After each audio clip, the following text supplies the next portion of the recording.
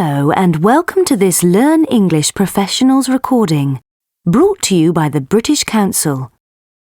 To find out more and to access language activities and audio scripts, visit our Learn English website at www.britishcouncil.org/Learn English. Art and Business is an organisation that develops creative partnerships between business and the arts.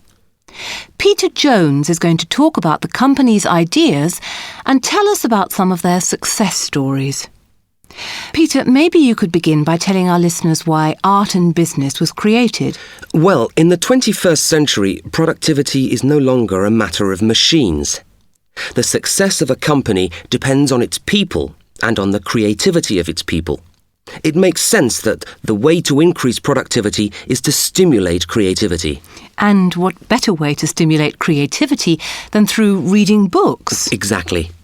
Every reader knows that a good book can stimulate the imagination and the intellect, get you thinking along lines you might not have thought of before, open up new worlds. So, have you had any help in setting up the project? Yes.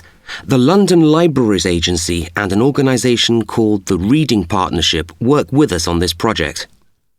We're trying to use the power of the written word to motivate staff in the workplace. In a recent survey, 700 business leaders were asked which book had inspired them and had a positive influence on their career. They were able to choose any kind of book, any kind at all. Only about 40% chose a business book. Most people chose a work of fiction, a novel, a play, or even poetry. How can reading help somebody to become a more creative worker? Successful managers need to be well-rounded people. They need active imaginations. When they interpret fictional scenarios, they are using their creativity. Readers combine imaginative skills with critical and analytical skills. Are we talking about the right and left sides of the brain? Yes. Our logical left side of the brain interprets the language of a book. The creative right side looks at the forms of expression. The left side analyses the plot, while the right side is more interested in the relationships between characters, the emotional aspects.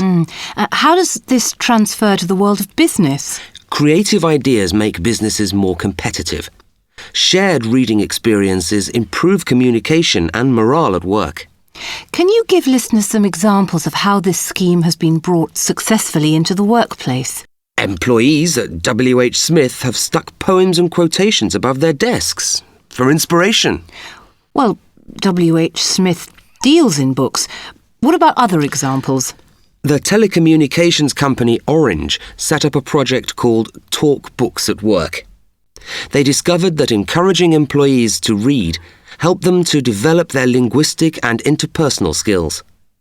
Marks & Spencer has set up reading groups at work.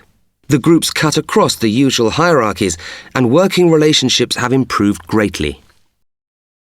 This recording was brought to you by the British Council. To find out more and to access language activities and audio scripts, visit our Learn English website at www.britishcouncil.org/Learn English.